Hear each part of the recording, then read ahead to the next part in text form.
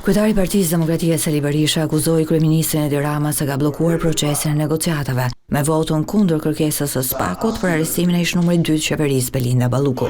Sipas Berishës, raporti i piketave të ndërmjetme i njohur me emrin IBAR është bllokuar nga vendet anëtare pas momentit që mazhoranca rrëzoi në parlament SPAK-un.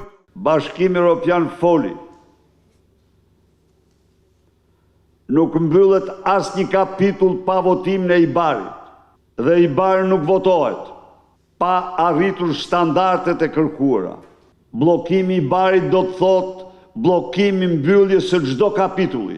Dhe kjo po vjen kryekput nga bllokimi që u bë arrestimit të Luvie Ballukut nga Edi Rama për mbrojtjen e vetës tij. Berisha deklaroi se takimet e organizuara nga kryeministri Edi Rama për integrimin nuk e ndryshojnë realitetin. Edi Rama le të organizojë tryeza dhe stërtryeza,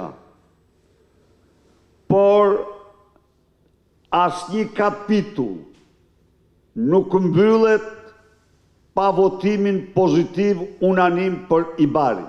Të gjitha tjerat janë trillime, mashtrime të brendshme dhe kur vijnë nga jashtë janë lobime korruptive të Edi Ramës.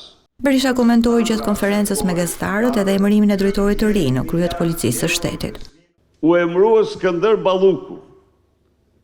Ky është një pion i lubis, si Karakaçi stër Karakaçi, nuk është asgjë tjetër vetëm lubizimi i organizatë kriminale.